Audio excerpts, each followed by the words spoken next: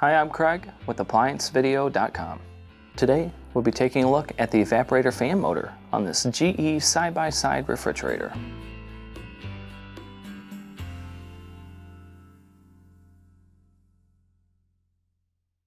Stop. Before beginning any repair, always be sure to disconnect the power to the appliance. It is also recommended to test the outlet for the proper voltage. Remember to also turn off the water.